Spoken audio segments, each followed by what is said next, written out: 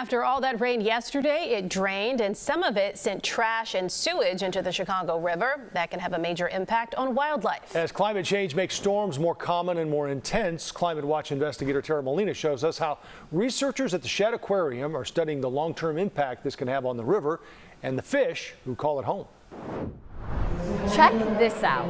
That's a walleye, and it's one of 3 types of fish researchers here at the Shedd are tracking using tiny trackers to study the health of our river. The researchers here at the Shedd have 100 fish swimming in the Chicago River right now that they're tracking. Yeah, 24/7, 365, tracking where they go. That's Shedd Aquarium researcher Dr. Austin Happel. Largemouth bass are one of the species. His team is using tiny trackers they've implanted in fish in the Chicago River to track their movement. About the size of an Advil pill. Carp, largemouth bass, and walleye.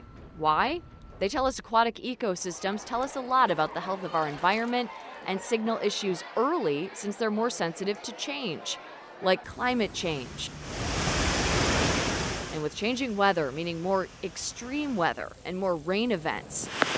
A unique issue for the Chicago River, sewer overflows. When we see a lot of rain and the water overwhelms our system, storm and wastewater can mix in the same pipe, sewage ending up in our river. This image shows what the fish in the river do when that happens. They leave and they don't come back. So while those sewage events are happening less frequently, the impact is long-term. That over a century of use or misuse has kind of built up. And so we can see that in what's called the sediment, the bottom part of the river, that is contaminated with all sorts of, say, heavy metals or even organic waste that is built up from sewage being dumped into it. This project showing why it's so important to bolster up infrastructure to prevent sewage from getting in our river. Again, with more extreme weather expected moving forward, and the health of our river vital. If a system superspecies poor, we might see problematic events, like maybe we'll have a bunch more mosquitoes or something like that in the area.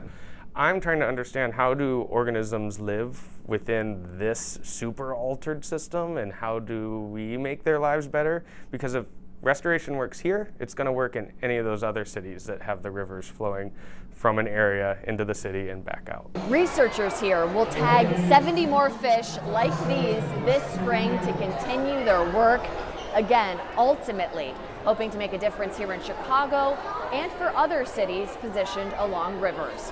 Reporting inside the Shedd Aquarium, I'm Molina, CBS News Chicago Investigators.